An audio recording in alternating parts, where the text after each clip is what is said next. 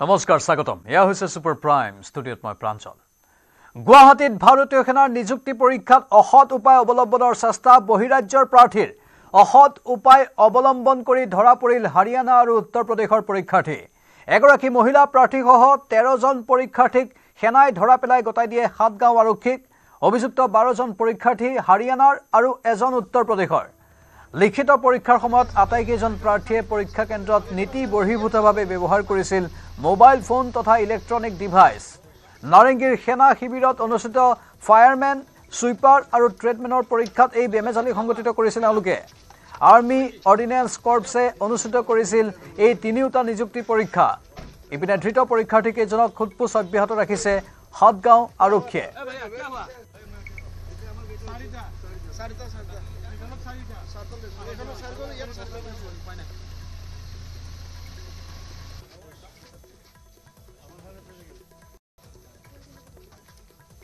গুৱাহাটীত সেনাৰ নিযুক্তি পৰীক্ষাত অসৎ উপায় অৱলম্বন কৰি আৰক্ষীৰ জালত পৰা পৰীক্ষাৰ্থীকেইজনক দেখুৱাইছো ভাৰতীয় সেনাৰ নিযুক্তি পৰীক্ষাত এই বহিৰাজ্যৰ প্ৰাৰ্থীসকলে অসৎ উপায় অৱলম্বন কৰিছিল হাৰিয়ানা আৰু উত্তৰ প্ৰদেশৰ পৰীক্ষাৰ্থী ধৰা পৰিছে এগৰাকী মহিলা প্ৰাৰ্থীসহ 13 জন পৰীক্ষাৰ্থীক সেনাই ধৰা পেলাই হাতগাঁও আৰক্ষীক গতাই দিয়ে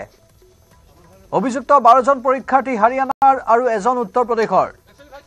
লিখিত পৰীক্ষাৰ সময়ত এই আটাইকেইজন প্ৰাৰ্থীয়ে পৰীক্ষা কেন্দ্ৰত নীতি বহিৰ্ভূতভাৱে ব্যৱহাৰ কৰিছিল মোবাইল ফোন তথা ইলেক্ট্ৰনিক ডিভাইচ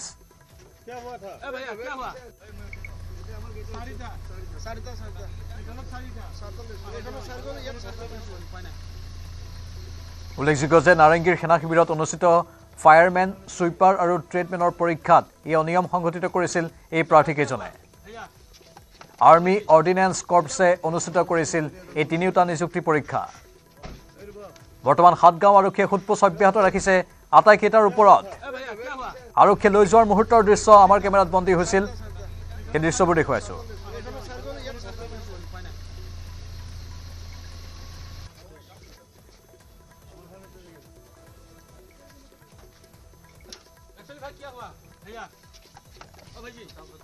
উল্লেখযোগ্য যে বিভিন্ন সময়ত অভিযোগ উত্থাপন হৈ থাকে বাহিৰৰ প্ৰাৰ্থীয়ে অসমৰ পৰীক্ষাত আহি অসৎ উপায় অৱলম্বন কৰাৰ আৰু এইবাৰ হাতেলোতে ধৰা পেলাইছে সেনাবাহিনীয়ে আৰু হাতেলোতে ধৰা পেলাই আৰক্ষীক গতাই দিছে আৰু স্বাভাৱিকতে প্ৰতিক্ৰিয়াৰ সৃষ্টি হৈছে অসমত অনুষ্ঠিত সেনাবাহিনীৰ এই তিনিটা পদৰ পৰীক্ষা এফালে ফায়াৰমেন আনফালে সুইপাৰ আৰু ট্ৰেডমেন এই তিনিটা পৰীক্ষাত বহিছিল এই 13 জন পৰীক্ষাৰ্থী আৰু অনিয়মেৰে পৰীক্ষাত অৱতীৰ্ণ হৈছিল এওঁলোকে পৰীক্ষা হলত মোবাইল ফোন তথা ইলেক্ট্ৰনিক ডিভাইচ ব্যৱহাৰ কৰিছিল পোনপটীয়াকৈ নকলৰ আশ্ৰয় লৈছিল লোকে যাৰ বাবে এতিয়া আৰক্ষীয়ে খুদপুছ চলাই আছে এই আটাইকেইটাৰ ওপৰত ইয়াৰ ভিতৰত এগৰাকী মহিলা প্ৰাৰ্থীও আছে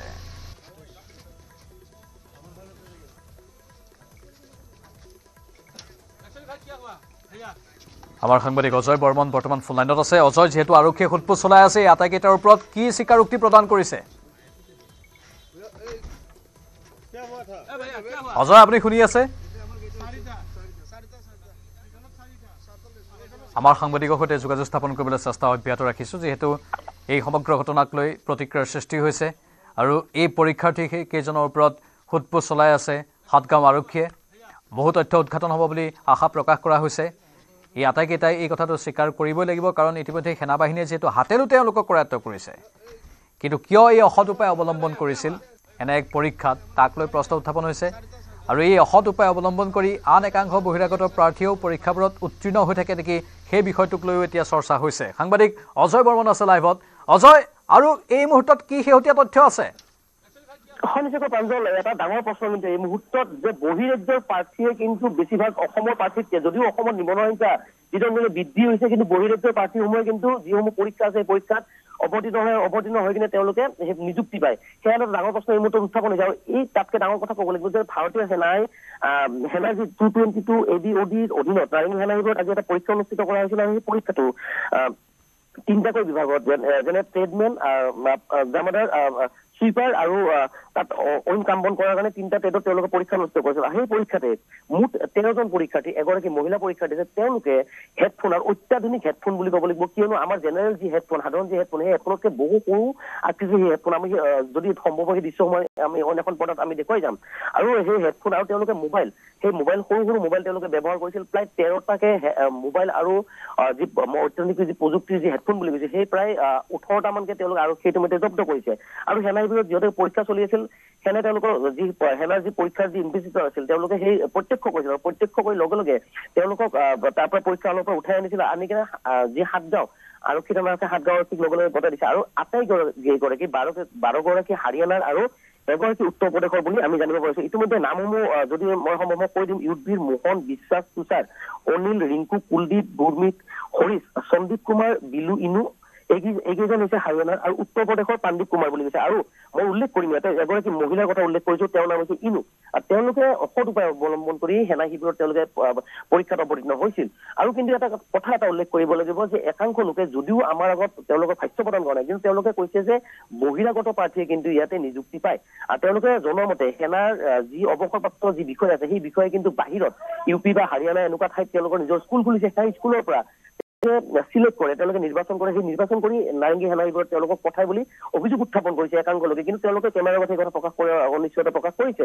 যদিও মই কৈছো ইতিমধ্যে সাতগাঁও থানাই যি সেনা শিবিৰে আৰু সেনাই গতাই দিয়াৰ পিছত সাতগাঁও থানাই সমগ্ৰ ঘটনাৰ যি সোধপোছ অব্যাহত ৰাখিছে। কিন্তু এই মুহূৰ্তলৈকে কিন্তু আৰক্ষীয়ে আমাক কোনো তথ্য সদৰি কৰা নাই। কিন্তু আৰক্ষীয়ে এটা কথাই কৈছে যে তেওঁলোকৰ পৰা বহুখিনি অত্যাধুনিক প্ৰযুক্তিৰ যি হেডফোন বা মোবাইল, তেনেধৰণৰ মোবাইল আৰু হেডফোন ব্যৱহাৰ কৰিছে। আৰু এই মুহূৰ্তত সেই ফুটেজসমূহ আমি দেখাইছো। আৰু লগতে কিন্তু তেওঁলোকক আমি প্ৰশ্ন কৰিছিলো বা তেওঁলোকৰ পৰা আহিছে বা কেনেধৰণে তেওঁলোকে পৰীক্ষাত সোমাব পাৰিলে, কোনোবা লোক জড়িত আছে। কিন্তু এইটো সেই পৰীক্ষাৰ্থীসকলেও যিসমূহ পৰীক্ষাৰ্থীক আৰক্ষীয়ে আটক কৰিছে, কিন্তু সেই পৰীক্ষাৰ্থীসমূহ আমাৰ আগত কিন্তু কোনো ধৰণৰ তথ্য প্ৰকাশ কৰা নাই। মই যিহেতুকে জনাইছো যে আৰক্ষীয়ে তেওঁলোকক সোধপোছ অব্যাহত ৰাখিছে, কিন্তু হয়তো সোধপোছ অব্যাহত ৰখাৰ পিছত তেওঁলোকৰ পৰা কিছু নতুন তথ্য পাম বা নাপাব পাৰো, সেয়া কিন্তু এতিয়ালৈকে অনিশ্চয়তা বুলি ক'ব লাগিব। প্ৰাঞ্জল, ধন্যবাদ অজয়।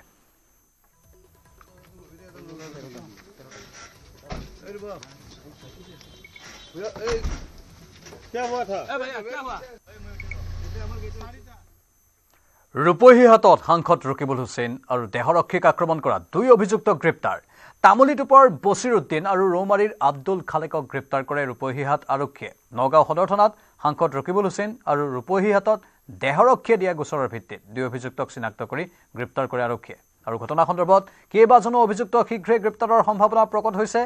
আক্ৰমণকাৰীৰ নাম ঠিকনা বিধানসভাত প্ৰকাশ কৰিছিল মুখ্যমন্ত্ৰীয়ে, আৰু তাৰ পিছৰে পৰা আৰক্ষীয়ে অব্যাহত ৰাখিছে তদন্ত। 20 ফেব্ৰুৱাৰীত ৰূপহীহাটৰ নতুন বজাৰত ধুবুৰীৰ সাংসদ ৰকিবুল হুছেইন সহ নিৰাপত্তাৰক্ষীক আক্ৰমণ কৰিছিল মুখা পিন্ধা দুৰ্বৃত্তই,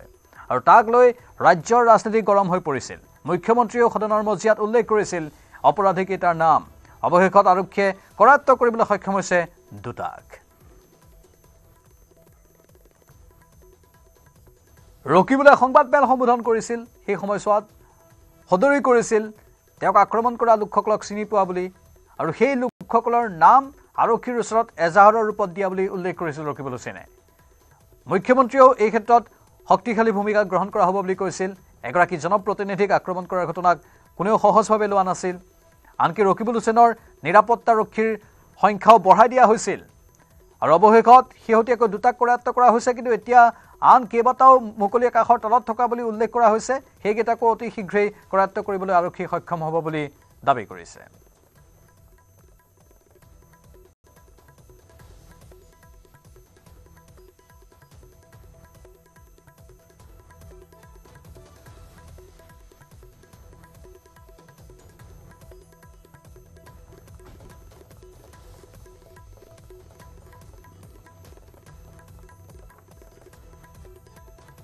কেছতে একে মানুহ জড়িত আছিলে, গতিকে এটা আমাৰ দেহৰক্ষীয়ে যদুমণি দিছিলে, সেই কেছটোতো আমি এৰেষ্ট কৰা হৈছে। আৰু এটা অনাৰেবল MP ৰকিবুল হুছেইন ডাঙৰীয়াও দিছিলে, যিটো নগাঁও পুলিচ ষ্টেচনত ৰেজিষ্টাৰ হৈছে, কাৰণ তেখেতে তাতে দিছিলে। সেইটো কেছতো যিহেতু তেওঁ নেম একিউজ কৰি দিছিলে FIR-ত, গতিকে আমি তাতো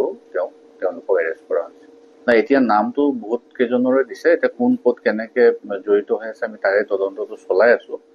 আৰু ফুটেজৰ লগতো মিলাই চাবলগীয়া হৈছে বহুত কথা। গতিকে পৰৱৰ্তী সময়ত আপোনালোকক জনাম। না, হাৰাটো প্ৰশ্নই নুঠে,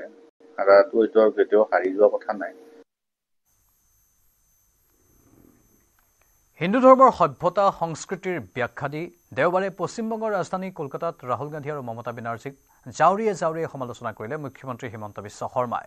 লগতে মুছলমানৰ আগ্ৰাসনৰ ইতিবৃত্তও ব্যাখ্যা কৰে মুখ্যমন্ত্ৰী হিমন্ত বিশ্ব শৰ্মাই পশ্চিমবংগত কঠোৰ অসমৰ মুখ্যমন্ত্ৰী হিমন্ত বিশ্ব শৰ্মা কলকাতাত ৰাহুল গান্ধীক এজাউৰি দিলে হিমন্ত বিশ্বই নিজৰ ৰাজ্যতে মমতা বেনাৰ্জীক সমালোচনাৰে থকা সৰকা কৰিলে হিমন্ত বিশ্ব শৰ্মাই अगर कहीं में राहुल गांधी ममता बनर्जी सोचते हैं कि हिंदू खत्म हो जाएगा, नहीं, आप खत्म हो जाएगा, हिंदू कभी खत्म नहीं होगा। हिंदू खत्म हो ही नहीं सकता है। এনেদৰে কংগ্ৰেছৰ যুৱৰাজ তথা লোকসভাৰ বিৰোধী দলপতি ৰাহুল গান্ধী আৰু পশ্চিমবংগৰ মুখ্যমন্ত্ৰী মমতা বেনাৰ্জীক সমালোচনা কৰিলে অসমৰ মুখ্যমন্ত্ৰীয়ে হিন্দু শেষ হ'ব বুলি ভবা ৰাহুল গান্ধী আৰু মমতা বেনাৰ্জীক সমালোচনা কৰি মুখ্যমন্ত্ৰী ডক্টৰ শৰ্মাই ক'লে হিন্দু ধৰ্ম নিশেষ কৰিবলৈ গৈ নিজে শেষ হৈছিল ঔৰংগজেব लोग भागना शुरू किया, लोग घर से निकाले, कोई लोगों को हिंदू धर्म को परिवर्तन करने के लिए औरंगजेब ने जो भी करना था सब कुछ किए, लेकिन औरंगजेब खत्म हो गया, हिंदू खत्म नहीं हुआ। ইয়াৰ লগতে মুখ্যমন্ত্ৰী ডক্টৰ শৰ্মাই কংগ্ৰেছ চৰকাৰৰ দিনত কেনেদৰে ধৰ্মান্তৰকৰণ দুৰ্নীতি কেলেংকাৰী বাঢ়িছিল তাৰো ব্যাখ্যা আগবঢ়ায়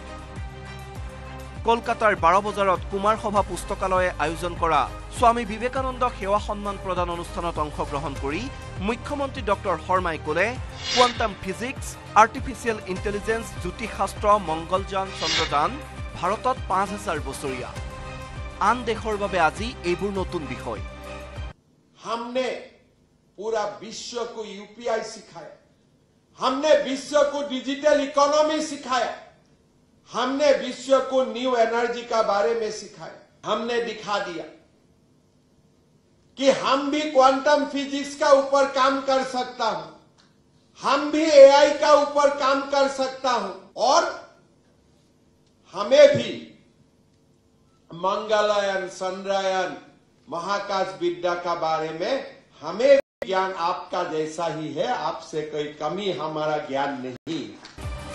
হিন্দু ধৰ্মৰ কথা অনুকিয়াই মুখ্যমন্ত্ৰীয়ে লগতে স্পষ্ট কৰি ক'লে অসমত হিন্দু 55ৰ পৰা 58% হলেও হিন্দু আগন্তুক 50 বছৰলৈ সুৰক্ষিত आज मैं ऐसे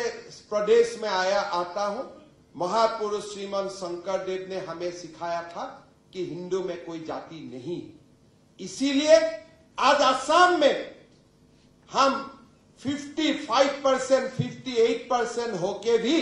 हम एक पॉलिटिकल फाइट कर रहा हूं और मैं निश्चित हूं अगले 50 साल तक हम सुरक्षित हैं। Bureau report news 18 Assam north east উৰুগুৱেৰ নৱনিৰ্বাচিত ৰাষ্ট্ৰপতিৰ শপত গ্ৰহণ অনুষ্ঠানত ভাৰতৰ হৈ প্ৰতিনিধিত্ব কৰিলে কেন্দ্ৰীয় ৰাজ্যিক বিদেশ মন্ত্ৰী পবিত্ৰ মাৰ্ঘেৰিটাই উৰুগুৱেৰ নৱনিৰ্বাচিত ৰাষ্ট্ৰপতি ইয়ামাণ্ডু অৰ্চি আৰু উপৰাষ্ট্ৰপতি কেৰলিনা কোচেৰ শপত গ্ৰহণ অনুষ্ঠানত অংশগ্ৰহণ কৰিলে ভাৰতীয় কেন্দ্ৰীয় মন্ত্ৰীগৰাকীয়ে শপত গ্ৰহণ অনুষ্ঠানৰ পিছতে ৰাজধানী মণ্টেভিডিঅ'ত প্ৰধানমন্ত্ৰী নৰেন্দ্ৰ মোদীৰ হৈ উৰুগুৱেৰ নৱনিৰ্বাচিত ৰাষ্ট্ৰপতি আৰু উপৰাষ্ট্ৰপতিক অভিনন্দন জনালে কেন্দ্ৰীয় ৰাজ্যিক বিদেশ মন্ত্ৰী পবিত্ৰ মাৰ্ঘেৰিটাই লগতে ভাৰত উৰুগুৱেৰ সম্পৰ্ক অধিক শক্তিশালী কৰাৰ বাবে আগ্ৰহ প্ৰকাশ কৰে কেন্দ্ৰীয় ৰাজ্যিক বিদেশ মন্ত্ৰীগৰাকীয়ে আৰু কেন্দ্ৰীয় বিদেশ ৰাজ্যিক মন্ত্ৰী পবিত্ৰ মাৰ্ঘেৰিটাই বিদেশ ভ্ৰমণ কৰি আছে আৰু ভাৰতক প্ৰতিনিধিত্ব কৰি বিভিন্ন সভা সমিতিত অংশগ্ৰহণ কৰিছেগৈ মিজোৰামৰ জুখাউথাৰত জব্দ 60.6 কোটি টকাৰ নিচাযুক্ত টেবলেট আৰক্ষীৰ সহযোগত আসাম ৰাইফলছৰ এটা দলে অভিযান চলাই জব্দ কৰিলে এই বৃহৎ পৰিমাণৰ নিচাযুক্ত টেবলেটখিনি ভাৰত ম্যানমাৰ সীমান্ত চকীত জব্দ কৰা হয় টেবলেটখিনি গোপন খবৰৰ ভিত্তিত দলটোৱে মাদক দ্ৰব্য বিৰোধী অভিযানৰ সময়তে জব্দ কৰে টেবলেটখিনিৰ ওজন প্ৰায় 21 কিলোগ্ৰাম এই অভিযান চলিল মিজোৰামৰ জুখাউথাৰত য'ত জব্দ হ'ল 60.6 কোটি টকাৰ নিচাযুক্ত টেবলেট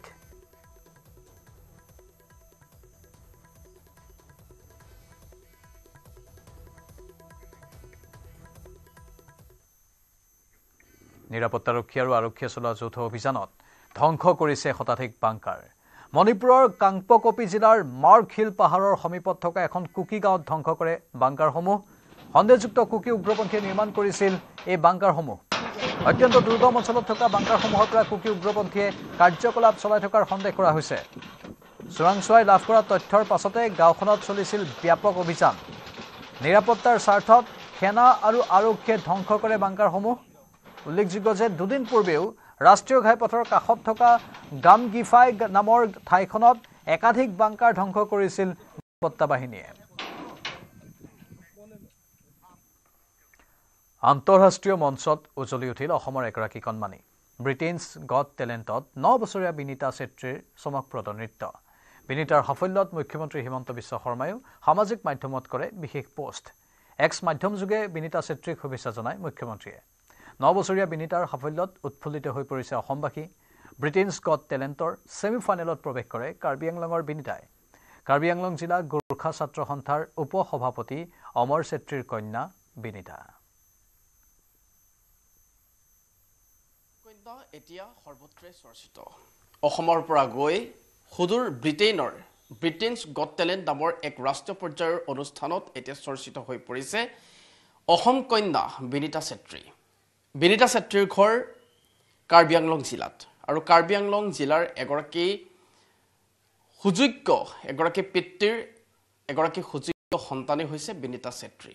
মাত্ৰ তাইৰ বয়স 9 বছৰ হৈছে কিন্তু 9 বছৰ বয়সতে তাৰ যি টেলেণ্ট সেই টেলেণ্টে এতিয়া আকাশ চোৱাৰ দিশে ধাবিত হৈছে আৰু সেইগৰাকী মৰম লগা কণমানি বিনীতা চেত্ৰীৰ এই মুহূৰ্তত পিতৃ নিউজ 18 অসম নৰ্থ ইষ্টৰ সৈতে এই মুহূৰ্তত সংযুক্ত হৈছে মোৰ সৈতে এই মুহূৰ্তত তেখেতৰ পিতৃ অমৰ চেত্ৰী আছে এগৰাকী হৈছে বিনীতা চেত্ৰীৰ পিতৃ অমৰ চেত্ৰীও কাৰ্বি আংলং জিলাৰ গোৰ্খা ছাত্ৰ সন্থাৰ এগৰাকী নেতা আৰু সেইগৰাকী ছাত্ৰ নেতা এই মুহূৰ্তত আমাৰ সৈতে আছে তেখেতৰ কিন্তু এই মুহূৰ্তত যদি আমি কওঁ ছাত্ৰ নেতাতকৈ তেখেতৰ পৰিচয় হৈছে বিনীতাৰ নামেৰে কাৰণ বিনীতা চেত্ৰীয়ে অসমৰ নাম এবাৰ জিলিকাই তুলিছে সুদূৰ ব্ৰিটেইনত আৰু ব্ৰিটেইনত অনুষ্ঠিত হোৱা ব্ৰিটেইনছ গট টেলেণ্ট নামৰ সেই ব্যয়বহুল যি অনুষ্ঠান ৰাষ্ট্ৰীয় পৰ্যায়ৰ যিটো অনুষ্ঠান সেই অনুষ্ঠানটোত এইগৰাকী পিতৃৰ সেইগৰাকী সুযোগ্য কন্যাই এবাৰ ছেমিফাইনেলত ইতিমধ্যে প্ৰৱেশ কৰিবলৈ সক্ষম হৈছে আৰু শেহতীয়াকৈ সেই অনুষ্ঠানৰ ছেমিফাইনেলত প্ৰৱেশ কৰাৰ পূৰ্বৰ অনুষ্ঠানৰ এটা বিশেষ ভিডিঅ' চৰ্চিত হৈ পৰিছে সামাজিক মাধ্যমত হয়তো আপোনালোকে সেই ভিডিঅ'টো নিশ্চয় দেখিছে আৰু পিতৃগৰাকীক দেখি হয়তো বহুলোকে অনুমান কৰিব পাৰিছে আচলতে এইগৰাকী পিতৃ কাৰ পিতৃ এই মুহূৰ্তত আমি উল্লেখ কৰি থকা বাৰে কৈ থকা বিনীতা চেত্ৰীৰ পিতৃ হৈছে এগৰাকী অমৰ চেত্ৰী প্ৰথমে আপোনাক নিউজ 18 লৈ স্বাগতম জনাইছো ইতিমধ্যে দেখিছো এটা বিশেষ ভিডিঅ' সকলোৰে হাতে আৰু সেই বিশেষ ভিডিঅ'টোত থকা যিগৰাকী মৰম লগা কণমানি সন্তান বিনীতা চেত্ৰী আপোনাৰ কন্যা আৰু যিগৰাকী কন্যা গৌৰৱেৰে ক'ব পাৰি যে আজিৰ দিনটোত অসমৰ নাম জিলিকাই তুলিছে সুদূৰ ব্ৰিটেইনত প্ৰথমে জানিব বিচাৰিম অনুভৱ প্ৰথমে নমস্কাৰ অনুভৱটো মানে এনেকৈ হৈছে যে মানে আজিৰ দিনত মানে শব্দৰে মানে আপোনালোকৰ ওচৰত মানে বয়ান কৰিব নোৱাৰে মানে প্ৰকাশ কৰিব নোৱাৰে তেনেকৈ মোক অনুভৱ আৰু মানে কি ক'ম আৰু শব্দই নাই আৰু আপোনাক ওচৰত এই কথাষাৰ ক'বলৈ মানে ইমানে ভাল লাগিছে বিনীতাই নিজৰ যি নৃত্য সেই নৃত্য বা যি টেলেণ্ট আছে সেই টেলেণ্টৰ জৰিয়তে এতিয়া ব্ৰিটেইনত দপদপাইছে আৰু যাৰ ফলত অসমৰ প্ৰতিখন ঘৰতেই এতিয়া বিনীতাৰ নাম উচ্চাৰিত হৈছে সেই যি অনুষ্ঠানলৈ তাই গ'ল ব্ৰিটেইনছ গট টেলেণ্টলৈ সেই অনুষ্ঠানটো কেতিয়াৰ পৰা আৰম্ভ হৈছিল আৰু সেই অনুষ্ঠানটোত তাই কেতিয়া প্ৰথম খোজটো দিছিল মানে তাই সৰুৰে পৰাই মানে নৃত্যৰ প্ৰতি মানে খুবেই আকৰ্ষিত তাই মানে 9 বছৰ বৰ্তমানতো 9 বছৰ হৈছে কিন্তু তাই 3 বছৰ বয়সৰ পৰাই মানে খুব মানে আকৰ্ষিত ডান্সৰ প্ৰতি সেয়ে মানে তাই মানে 3 বছৰ বয়সতে ঘৰৰ পৰা গৈ মানে তাইৰ পেহীকৰ লগত আগতে প্ৰথমতে গুৱাহাটীত আছিলে পেহীকৰ লগত থাকি পেলাই প্ৰথমে পেহীকৰ পৰা শিকিলে তাৰপিছত তেনেকৈ কৰি মুম্বাইলৈ গ'ল মুম্বাইৰ পিছত এতিয়া আৰু ৰাজস্থান জয়পুৰত তাত মানে তাই এতিয়া শিকাইছে এইটো হাৰ্দিক ৰাৱত বুলি ছাৰ তেওঁ শিকাই আছে তেওঁৰে মানে তত্ত্বাৱধানত থাকি পেলাই এতিয়া শিকি আছে তাত তেনেকৈ তাৰ মানে ডান্সৰ প্ৰতি মানে যেনেকুৱা এইটো আৰম্ভটো তেনেকৈ হৈছে আৰু প্ৰথমে পেহীকৰ পৰা শিকিছিল পেহীকৰ পৰা শিকাৰ পিছত যেতিয়া ব্ৰিটেইনত গৈছিল ব্ৰিটেইনৰ সেই অনুষ্ঠানটোলৈ যোৱাৰ আগত কাৰোবাৰ পৰা আনুষ্ঠানিক তেনেধৰণৰ শিক্ষা হয় মানে পেহীকৰ পৰা মানে প্ৰাইমাৰীটো যোনটো শিক্ষাটো পেহেকৰ পৰা ল'লে মানে ডান্সৰটো তাৰপিছত এইটো হাৰ্দিক ৰাৱত ছাৰ বুলি এজন আছে আপোনাৰ এইটো জয়পুৰ ৰাজস্থানত মানে তেওঁৰ পৰাই এতিয়া শিকি আছে মানে কণ্টিনিউলি আপোনাৰ 3 বছৰৰ পৰা শিকি আছে তেওঁৱে শিকাই আছে আৰু শিকাই পেলাই আজি এই প্ৰজেক্টটো মানে পাইছে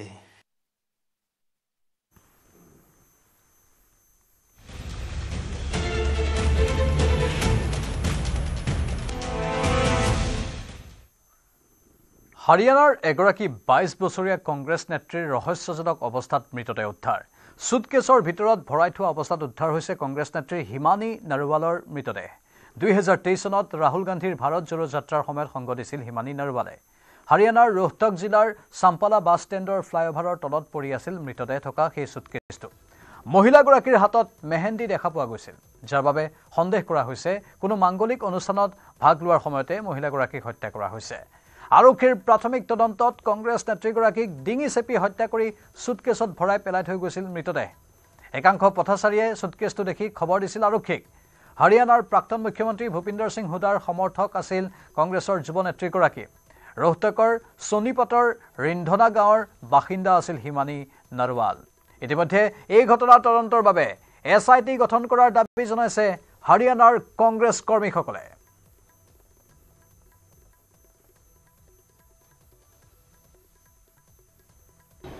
हमने सर हमको 15 दिन हो गए यहाँ से जाए रेडी बंद करके हम गांव गए थे तो गांव से हम वापस आ रहे थे तो हम करीब 11 बजे की बात है सुबह मॉर्निंग में तो हमने सूटकेस में एक लड़की बॉडी देखी थी वो कुकड़ी हुई थी उसमें और उसके बाद में हमारा भीड़ हो रही थी यहाँ पर बहुत काफ़ी तो उसके बाद में पुलिस भी आई थी यहाँ पर तो पुलिस भी आ चुकी तो पुलिस वाले ने उसकी बॉडी देखी थी उसमें निकाल कर देखी थी उसमें कंबल में लिपटी हुई मिली थी वो उसके बाद में हमको बहुत तगड़ी भीड़ लग रही होती तो उसके बाद में हमको यहाँ पर उन लोगों ने पुलिस वाले ने ज़्यादा रुकन नहीं दिया फिर हम चले गए सर वापस ইউক্ৰেইনৰ ৰাষ্ট্ৰপতি ভলোদিমিৰ জেলেনস্কিক ডোনাল্ড ট্ৰাম্পে কৰা অভব্য আচৰণক লৈ বিশ্বজুৰি অব্যাহত আছে প্ৰতিক্ৰিয়া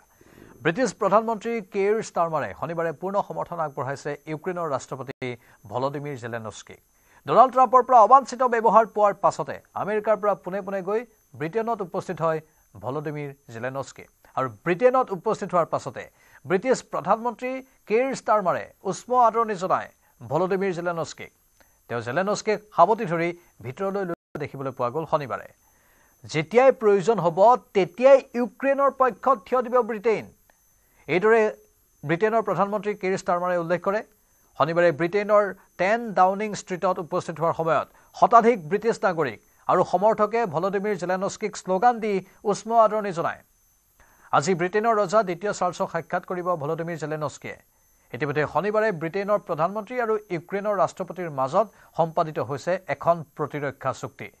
দুয়োখন দেশৰ মাজত প্ৰতিৰক্ষা সহযোগিতাৰ বাবে 2.26 বিলিয়ন পাউণ্ডৰ এখন ঋণ চুক্তিত স্বাক্ষৰ কৰে ভলোদিমিৰ জেলেনস্কি আৰু কেইৰ ষ্টাৰমাৰে উল্লেখযোগ্য যে ইউৰোপীয়ন ইউনিয়নৰ নেতাসকলৰ সৈতে হ'বলগীয়া সন্মিলনৰ পূৰ্বে জেলেনস্কিৰ ব্ৰিটেইন ভ্ৰমণে বিশেষ তাৎপৰ্য বহন কৰিছে ইউক্ৰেইনৰ প্ৰতি থকা ব্ৰিটেইনৰ সমৰ্থনে ইউৰোপৰ এই সংঘাতক অন্য মাত্ৰা প্ৰদান কৰিছে কিয়নো মাৰ্কিন যুক্তৰাষ্ট্ৰই ইউক্ৰেইন নে নাটোক সমৰ্থন কৰিব তাক লৈ চলিছে চৰ্চা এই আশংকাৰ মাজতে ইউৰোপে প্ৰতিৰক্ষা সহযোগিতা বৃদ্ধি কৰাৰ বাবে আজি অনুষ্ঠিত কৰিব শীৰ্ষ সন্মিলন ইফালে ইউৰোপৰ সম্ভাৱ্য পাৰমাণৱিক প্ৰতিৰোধ সন্দৰ্ভত হ'বলগীয়া মুকলি আলোচনাত অংশগ্ৰহণ কৰিবলৈ ইচ্ছা প্ৰকাশ কৰিছে ফ্ৰান্সৰ ৰাষ্ট্ৰপতি ইমানুৱেল মেক্ৰই হোৱাইট হাউছৰ ওভেল অফিচত ৰাজহুৱাকৈ ভলোদিমিৰ জেলেনস্কিক কৰা অশালীন ব্যৱহাৰৰ পাছতে ইউৰোপৰ সকলো ৰাষ্ট্ৰই আমেৰিকাৰ বিৰুদ্ধে থিয় দিছে ট্ৰাম্পৰ অবাঞ্ছিত ব্যৱহাৰক লৈ সকলোৱে ককৰ্থনা কৰা দেখিবলৈ পোৱা গৈছে ইউৰোপক লৈ হঠাৎ ইউ টাৰ্ণ লোৱা ডোনাল্ড ট্ৰাম্পৰ ব্যৱহাৰক লৈ বিশ্বজুৰি প্ৰতিক্ৰিয়াৰ সৃষ্টি হৈছে ইতিমধ্যে ইউৰোপীয় সংঘই জেলেনস্কিক সমৰ্থন আগবঢ়াইছে ইউৰোপীয় পৰিষদৰ সভাপতিসকলে দিয়া যৌথ বিবৃতিত জেলেনস্কিক শক্তিশালী হোক সাহসী হোক নিৰ্ভীক হোক বুলি কৈছে অৱশ্যে ইউৰোপৰ বেছিভাগ নেতাই জেলেনস্কিৰ পক্ষত থিয় দিলেও ৰাছিয়াৰ ৰাষ্ট্ৰপতি ভ্লাদিমিৰ পুটিনৰ অত্যন্ত ঘনিষ্ঠ মিত্ৰ হাংগেৰীৰ প্ৰধানমন্ত্ৰী ভিক্টৰ আৰবানে ট্ৰাম্পক সমৰ্থন কৰিছে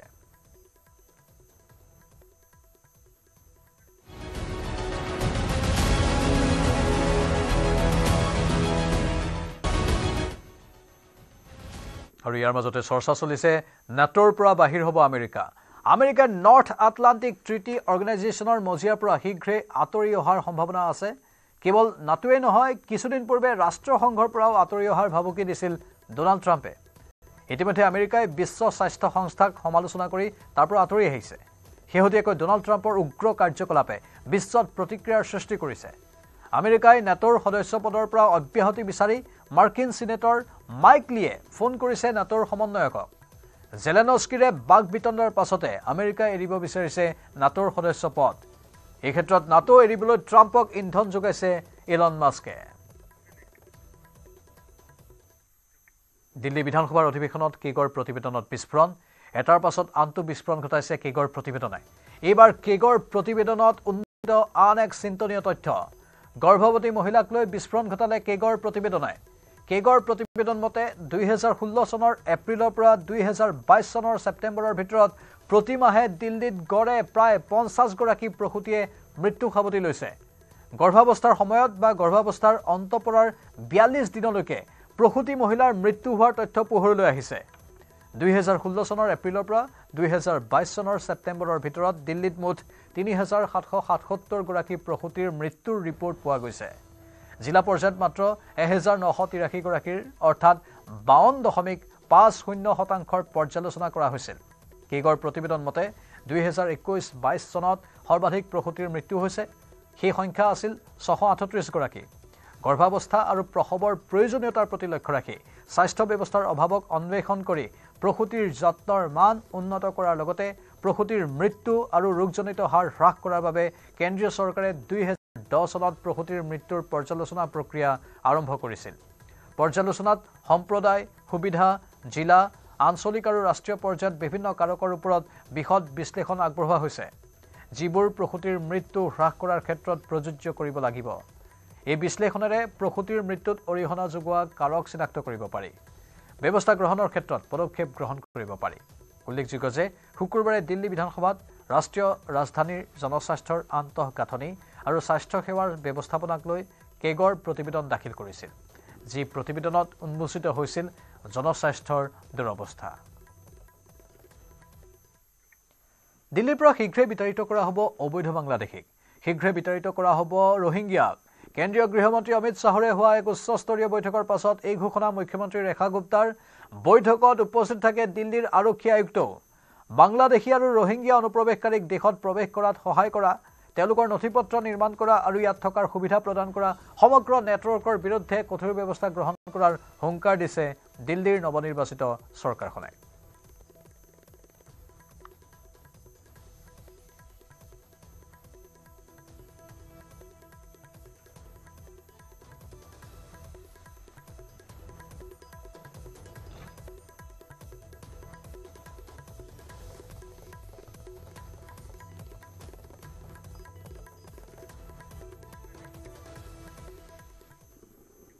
দিল্লীত চৰকাৰ পতনৰ লগে লগে এফালৰ পৰা বন্ধ হ'বলৈ ধৰিছে আম আদমি পাৰ্টিৰ কাৰ্যালয় বন্ধ হ'ল ভূপালত থকা আম আদমি পাৰ্টিৰ কাৰ্যালয় ভূপালত লিজত এটা ঘৰ লৈ কাম চলাই আছিল দলটোৱে কিন্তু 3 মাহ ধৰি ভাড়া নিদিয়াকৈ আছিল ঘৰটোৰ যাৰ বাবে ঘৰৰ মালিকে তলা উলমালে দলটোৰ ভূপালস্থিত কাৰ্যালয়ত কিন্তু এই কামক লৈ গৰ্বহে অনুভৱ কৰিছে দলটোৰ একাংশ নেতাই সাংসদ তথা আপৰ যুটীয়া সম্পাদক ৰমাকান্ত পেটেলে কাৰ্যালয় বন্ধ হোৱাৰ পাছত দাঙি ধৰিলে অদ্ভুত যুক্তি তেওঁৰ মতে এয়া হেনো তেওঁলোকৰ সততাৰ উদাহৰণ এই সকলোবোৰ তেতিয়াই হেনো সম্ভৱ যেতিয়া এটা দলে সততাৰে কাম কৰে তেওঁ কয় আমি সৎ বৰ্তমান আমাৰ দলৰ হাতত ধন নাই গতিকে আমি একো কৰিব নোৱাৰিলো কিন্তু পাছলৈ সকলো ভাল হ'ব তেওঁলোকে স্থানীয় পুঁজিৰে দলীয় কাম-কাজ পৰিচালনা কৰে তেওঁলোকৰ কৰ্মীসকলৰ আৰ্থিক অৱস্থা ভাল নহয় বুলিও দাবী কৰে সাংসদজনে কিন্তু এই ঘটনাক তীব্ৰভাৱে সমালোচনা কৰিছে মধ্যপ্ৰদেশ বিজেপিৰ মুখপাত্ৰ নৰেন্দ্ৰ সালুজাই তেওঁ এক্স মাধ্যমত লিখিছে আপৰ মধ্যপ্ৰদেশৰ অফিচ বন্ধ হ'ল ইয়াৰ পিছত পৰিব কংগ্ৰেছৰ পাল উত্তৰাখণ্ডৰ হিমস্খলনত আবদ্ধ 5 শ্ৰমিকৰ মৃত্যু হ'ল অভিযানকাৰী দলে উদ্ধাৰ কৰে 5 শ্ৰমিকৰ মৃতদেহ আনহাতে আবদ্ধ হৈ থকা 3জন শ্ৰমিকক উদ্ধাৰৰ বাবে দিনে নিশাই অভিযান চলাইছে উদ্ধাৰকাৰী দলে সেনা আইটিবিপি এনডিআৰএফ এছডিআৰএফ আৰু বায়ু সেনাৰ উদ্ধাৰকাৰী দলে আন 3জন শ্ৰমিকৰ সন্ধানত অভিযান তীব্ৰতৰ কৰিছে অত্যধিক বৰফ পৰাৰ বাবে উদ্ধাৰ অভিযান সময়ে সময়ে ব্যাহত হৈ পৰিছে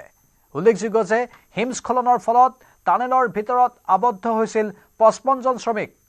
উদ্ধাৰকাৰী দলে তৎপৰতাৰে 47 জন শ্ৰমিকক উদ্ধাৰ কৰিছিল যদিও 8 জন শ্ৰমিকৰ সন্ধান উলিয়াব পৰা নাছিল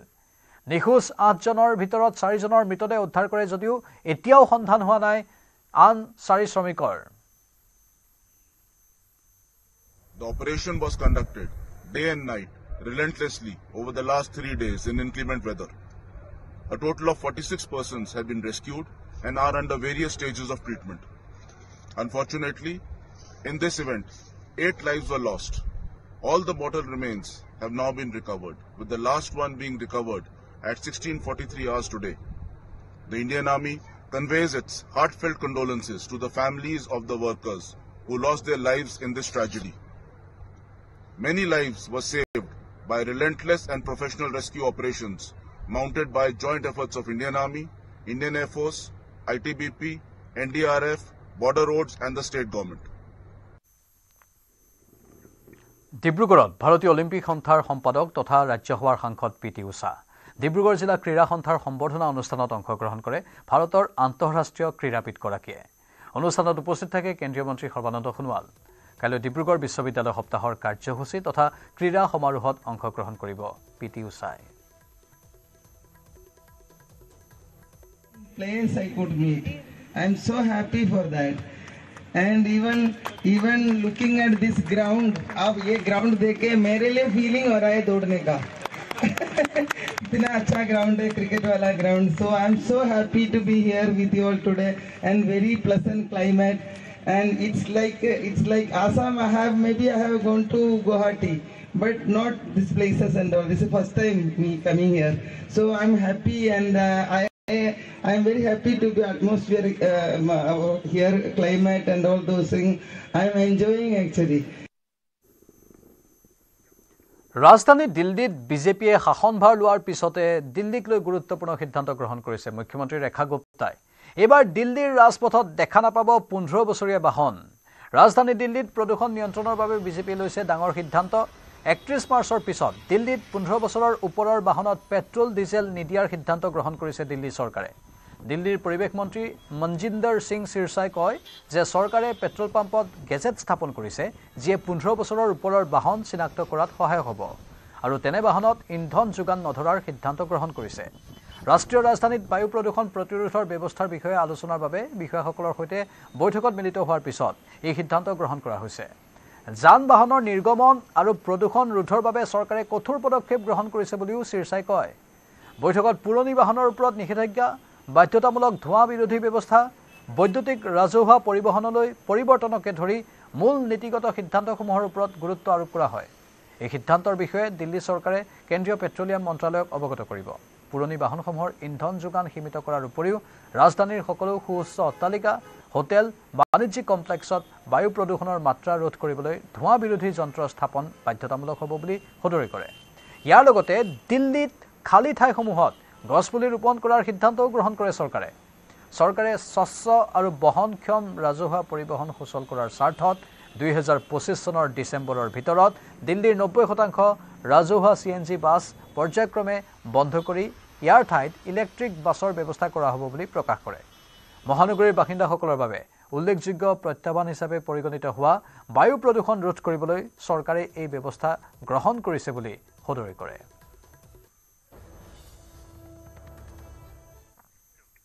মহাকুম্ভৰ সামৰণিৰ পাছতো চলিয়ে আছে চৰ্চা সৰ্ববৃহৎ ধৰ্মীয় অনুষ্ঠানটোৱে গঢ়িছে বহুকেইটা অভিলেখ মহাকুম্ভৰ পূৰ্বে আৰু অনুষ্ঠানটো চলি থকা সময়ত বিমানৰ টিকটৰ মূল্যকে ধৰি বিভিন্ন সেৱাৰ অত্যধিক হাৰত মূল্য বৃদ্ধি হৈছিল তাৰ মাজতে বিগত 47 দিনত প্ৰয়াগৰাজ বিমানবন্দৰৰ পৰা যাত্ৰা কৰা যাত্ৰীৰ হিচাপ আহিছে 47 দিনত প্ৰয়াগৰাজ বিমানবন্দৰৰ পৰা 5.5 লাখতকৈও অধিক যাত্ৰীয়ে যাত্ৰা কৰিছে 1 জানুৱাৰীৰ পৰা 26 ফেব্ৰুৱাৰীলৈ মুঠ 5125খন যাত্ৰীবাহী আৰু চাৰ্টাৰ্ড বিমানে অৱতৰণ কৰিছে বিমানবন্দৰটোত যি বিমানত যাত্ৰা কৰে 5,60,174 গৰাকী লোকে মুঠ 47 দিনত 3,385খন যাত্ৰীবাহী আৰু 1,740খন চাৰ্টাৰ্ড বিমানে অৱতৰণ কৰে প্ৰয়াগৰাজত ইয়াৰে 5,51,462 গৰাকী লোকে যাত্ৰীবাহী বিমানত যাত্ৰা কৰিছে বিপৰীতে 8,712 গৰাকী লোকে চাৰ্টাৰ্ড বিমানত যাত্ৰা কৰিছে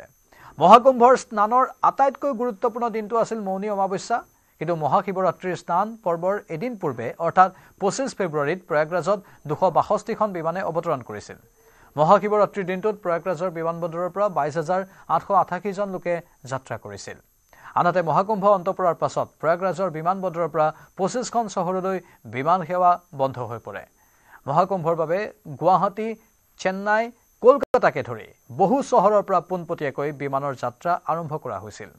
য'ত নেকি বহুকেইখন চহৰৰ পৰা যাত্ৰীয়ে দিল্লী হৈহে প্ৰয়াগৰাজলৈ যোৱাৰ সুবিধা পাইছিল। মহাকুম্ভৰ পাছত এতিয়া বিমান বন্দৰটোৰ পৰা কেৱল নিয়মীয়া বিমানেহে যাত্ৰা কৰিব। লগতে প্ৰয়াগৰাজৰ বিমানবন্দৰৰ পৰা আৰম্ভ হোৱা হেলিকপ্টাৰৰ সুবিধাও বন্ধ কৰি দিয়া হৈছে। ইফালে মহাকুম্ভত ডিউটি কৰা আৰক্ষীলৈ যোগী চৰকাৰৰ অফাৰ। আৰক্ষীসকলে লাভ কৰিব অতিৰিক্ত বনাছ, আৰক্ষীসকলে লাভ কৰিব অতিৰিক্ত ছুটিও। এই ঘোষণা কৰাৰ পাছতে উল্লাসিত হৈ পৰিছে আৰক্ষীসকল। এটা ধুনীয়া কবিতাৰে যোগী চৰকাৰক আৰক্ষীসকলে জনালে ধন্যবাদ। আৰক্ষীৰ লোকসকলৰ কৰ্তব্যক প্ৰাধান্য দিয়াৰ বাবে কৃতজ্ঞতা জনালে যোগী চৰকাৰক।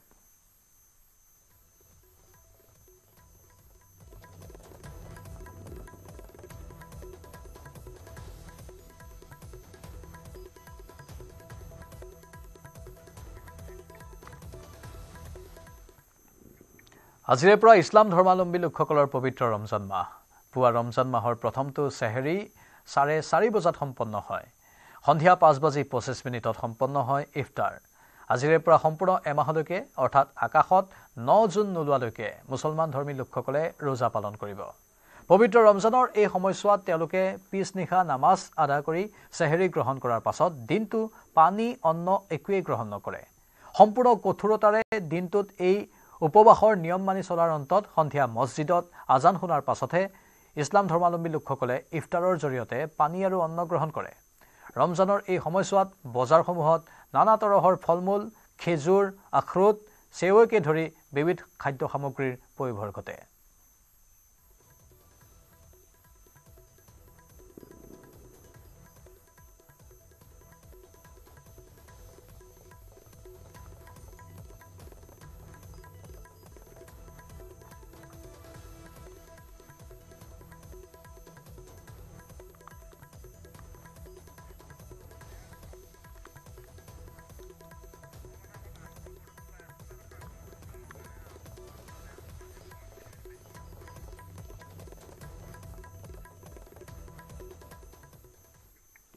মহা বিপদত পৰিছে সুকণ্ঠী গায়িকা শ্ৰেয়া ঘোষাল।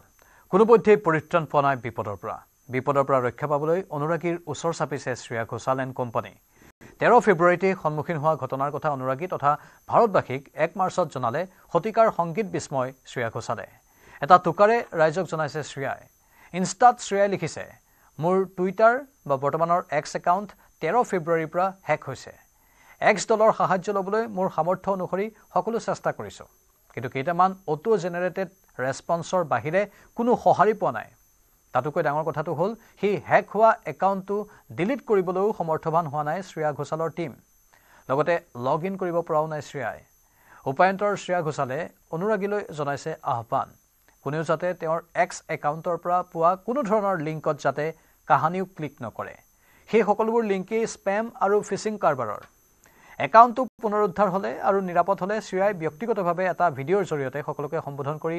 জনাই দিম বুলি উল্লেখ কৰিছে। শ্ৰেয়াৰ ইনষ্টাগ্ৰাম পোষ্ট পোৱাৰ লগে লগেই অনুৰাগীসকলে কমেণ্ট ছেকশ্যনত কমেণ্টৰ বৰষুণ নমাই আনিছিল। লগতে গায়িকাগৰাকীয়ে এক্স একাউণ্ট ডিলিট কৰিবলৈ চেষ্টা কৰি অহাৰ কথা উল্লেখ কৰি হতাশা প্ৰকাশ কৰে অনুৰাগীসকলে। এজন অনুৰাগীয়ে লিখিছে, আশা কৰোঁ আমি আপোনাক সোনকালে সেই নিৰ্দিষ্ট একাউণ্টটোত পাম। আপোনাৰ বাবে আমি অপেক্ষা কৰিম। আপোনাৰ শ্ৰেয়া ঘোষাল ফেমিলিয়ে আপোনাক বহুত মিছ কৰে। তাত বহুতো আৱেগ সংলগ্ন হৈ থাকে। আশা কৰোঁ আপুনি আপোনাৰ একাউণ্টটো সোনকালে ঘূৰাই পাব। ইফালে শ্ৰেয়াক দিদি বুলি সম্বোধন কৰি আন এজনে পোষ্ট দিছে, দিদি অনুগ্ৰহ কৰি ঊৰ্ধ্বতন কৰ্তৃপক্ষৰ ওচৰলৈ যাবলৈ চেষ্টা কৰক। তেওঁলোকেও বিষয়টো সমাধান কৰিব। সেই একাউণ্টটোত বছৰ বছৰৰ মৰম আৰু স্মৃতি জড়িত হৈ আছে। আমাৰ বাবে ই এক আৱেগ। আমি আপোনাক বহুত মিছ কৰোঁ। তথাপিও আন এজন ব্যৱহাৰকাৰীয়ে মন্তব্য এনেধৰণেও কৰিছে যে মই আক্ষৰিক অৰ্থত কান্দিছোঁ। মোৰ একাউণ্টটো ডিলিট কৰি পেলাম যদি আপোনাৰ একাউণ্ট ঘূৰাই নাপায়।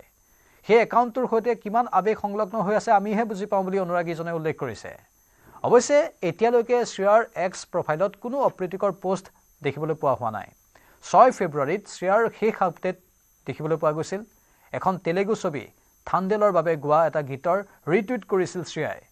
এতিয়া শ্ৰেয়া তথা অনুৰাগীৰ আশা অতি সোনকালে শ্ৰেয়াই ঘূৰাই পাব নিজৰ একাউণ্টটো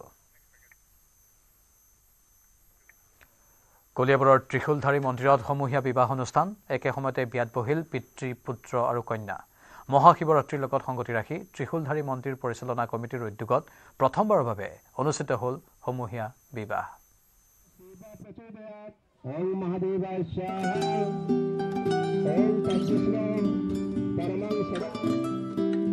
একেলগে বিয়াত বহিল 7 জোৰা দৰা কইনা একে সময়তে বিয়াত বহিল পিতৃ পুত্ৰ আৰু কন্যা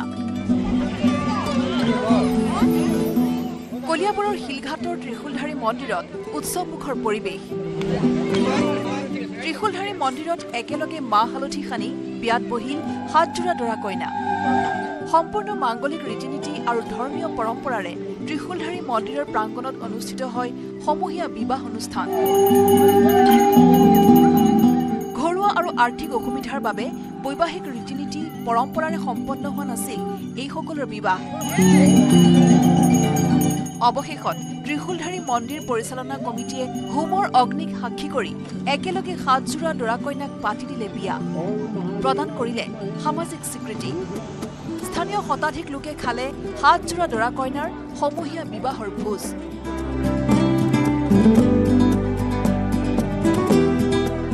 ত্ৰিশূলধাৰী শিৱ মন্দিৰত মাজে মাজে বহু ভক্ত আহি ইয়াত অলপ আৰ্থিকভাৱে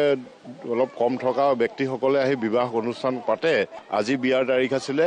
সামাজিক স্বীকৃতি হিচাপে হৈছে তেখেতসকলৰ বিবাহ আগতে হৈছে যদিও একে সময়তে বিয়াত বহিল পিতৃ পুত্ৰ আৰু কন্যা পিতৃ মাতৃৰ বিবাহ চলি থকাৰ সময়ত পৰম্পৰা ৰক্ষা কৰি পুত্ৰ আৰু কন্যাই মুখ ঢাকি বহিলে বিবাহ মণ্ডপত আমি পৰৱৰ্তী সময়তো এনেধৰণে মাজে মাজে যদি ব্যক্তি পাওঁ তেতিয়াহ'লে আমি সমূহীয়া বিবাহৰ আয়োজন কৰাৰ সিদ্ধান্ত এবাৰ কমিশ্যনখনে গ্ৰহণ কৰিছোঁ এইবাৰ আমি সমিতিয়ে এতিয়া এটা নতুন পদক্ষেপ লৈছোঁ আমি আশা কৰিছোঁ আগন্তুক দিনত যাতে আমি আৰু উৎসাহ পাওঁ আৰু আমাক ৰাইজে সঁহাৰি জনায় মহাশিৱৰাত্ৰিৰ লগত সংগতি ৰাখি ত্ৰিশূলধাৰী মন্দিৰ পৰিচালনা কমিটিৰ উদ্যোগত প্ৰথমবাৰৰ বাবে অনুষ্ঠিত হ'ল সমূহীয়া বিবাহ শিৱৰাত্ৰিৰ লগত সংগতি ৰাখি প্ৰতি বছৰে এনেদৰে সমূহীয়া বিবাহ অনুষ্ঠিত কৰা হ'ব বুলি জানিবলৈ দিছে ত্ৰিশূলধাৰী মন্দিৰ পৰিচালনা কমিটিয়ে কলিয়াবৰৰ পৰা দিবাকৰ দাসৰ report news 18 Assam north east আৰু সুপাৰ প্ৰাইমত এইখিনিতে সময় চমু বাণিজ্যিক বিৰতিৰ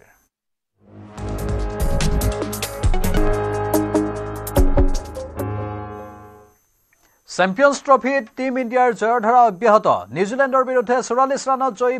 ভাৰতীয় বলাৰৰ হাতত ধৰাশায়ী কিৱি বাহিনী 205 ৰানত নিউজিলেণ্ডক অল আউট ভাৰতৰ নিউজিলেণ্ডক 250 ৰানৰ টাৰ্গেট দিছিল ভাৰতৰ হৈ বৰুণ চক্ৰৱৰ্তীয়ে ল'লে 5টা উইকেট অষ্ট্ৰেলিয়াৰ বিৰুদ্ধে ছেমিফাইনেল খেলিব এতিয়া ভাৰতে দক্ষিণ আফ্ৰিকাৰ বিৰুদ্ধে ছেমিফাইনেল খেলিব নিউজিলেণ্ডে পুনৰবাৰ জনাইছো চেম্পিয়ন্স ট্ৰফিত টিম ইণ্ডিয়াৰ জয়ৰ ধাৰা অব্যাহত আছে নিউজিলেণ্ডৰ বিৰুদ্ধে 44 ৰানত জয়ী হ'ল ভাৰতীয় বলাৰৰ হাতত ধৰাশায়ী কিৱি বাহিনী 205 ৰানত নিউজিলেণ্ডক অল আউট কৰে ভাৰতে নিউজিলেণ্ডক 250 ৰানৰ টাৰ্গেট দিছিল ভাৰতৰ হৈ বৰুণ চক্ৰৱৰ্তীয়ে ল'লে 5টা উইকেট আৰু অষ্ট্ৰেলিয়াৰ বিৰুদ্ধে ছেমিফাইনেল খেলিবলৈ এতিয়া ভাৰত সাজু হৈছে ইফালে দক্ষিণ আফ্ৰিকাৰ বিৰুদ্ধে ছেমিফাইনেল খেলিব নিউজিলেণ্ডে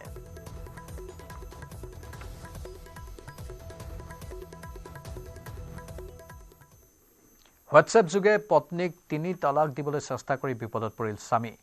ইউএইত থকা স্বামীয়ে হোৱাটছএপ যোগে পত্নীৰ পৰা বিচাৰিছিল বিবাহ বিচ্ছেদ সেয়ে তেওঁ সহায় লৈছিল 3 তালাকৰ কিন্তু হিতে বিপৰীত হ'ল আইন উলংঘাকাৰী স্বামীৰ লগে লগে আইন উলংঘাকাৰী স্বামীৰ বিৰুদ্ধে ৰুজু হ'ল এজাহাৰ বা গোচৰ উল্লেখযোগ্য যে কেৰালাৰ নেল্লিকাটাৰ বাসিন্দা আব্দুল ৰাজাকে পত্নীক দিছিল 3 তালাক এই ঘটনাৰ বিৰুদ্ধে হোছদুৰ্গ আৰক্ষীয়ে ৰুজু কৰিছে গোচৰ হোৱাটছএপত ভয়েস মেছেজেৰে 3 তালাক দি বিবাহ বিচ্ছেদ হোৱা বুলি কৈছিল পত্নীক কিন্তু এই ঘটনাৰ পাছতে হাত সাবতি বহি নাথাকি আৰক্ষীৰ কাষ চাপিল পত্নী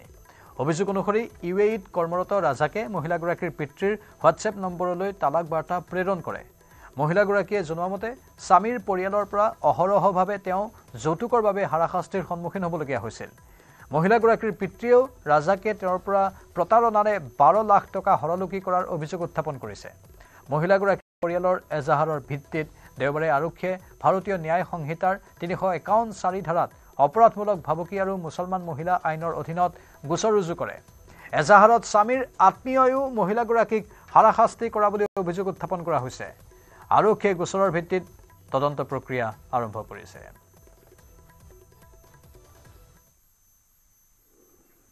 গুৱাহাটীৰ হোটেলত যুৱতীক দলবদ্ধ ধৰ্ষণ। শিৱৰাত্ৰিত নিচাযুক্ত দ্ৰব্য খুৱাই যুৱতীক ধৰ্ষণ। ভুক্তভোগীৰ এজাহাৰৰ ভিত্তিত 2 অভিযুক্তক গ্ৰেপ্তাৰ কৰা হৈছে। আৰক্ষীৰ জালত ৰহন আলী, চন্দন মহন্ত নামৰ 2 অভিযুক্ত। ৰাজগড়ৰ হোটেল ৰশ্মিত সংঘটিত হৈছিল এই জঘন্য কাণ্ড। যুৱতীক সুৰা সেৱন কৰাই ধৰ্ষণ কৰাৰ অভিযোগ উত্থাপন হৈছে। নিৰ্লজ্জ কাণ্ড সন্দৰ্ভত ভুক্তভোগীয়ে দাখিল কৰিছিল এজাহাৰ। 2 অভিযুক্তক আটক কৰি পল্টন বজাৰ আৰক্ষীৰ জেৰা চলে আৰু ঘটনা সন্দৰ্ভত হোটেল ৰশ্মিৰ মেনেজাৰকো আটক কৰা হৈছে। হোটেলৰ মেনেজাৰ সঞ্জয় দাসক আটক কৰি সোধপোছ কৰা হৈছে। এতিয়া আজি কৰা হ'ব, আমি ৰিমাণ্ডত ল'ম, গোটেই চিনটো আমি টিকেট কৰিম। এতিয়া গাঁৱৰ পৰা ছোৱালীবোৰ আহে, ইয়াতে মানুহবোৰৰ তেওঁলোকে গুড ইণ্টেনশ্যনতে গাবলৈ চিনাকি হয়, তাতে টিকা দিয়ে, এডভান্টেজ ল'ব চেষ্টা কৰে। হয়, তাতে তেওঁলোকে গুৱাহাটীতে থাকে আৰু মেইন কালপিতজন তাত কফি শ্বপ এটা আছে, কফি শ্বপটো চলে আৰু আনজন কৰ্মচাৰী হয়। এয়া আছিল আজিৰ ছুপাৰ প্ৰাইম। নমস্কাৰ।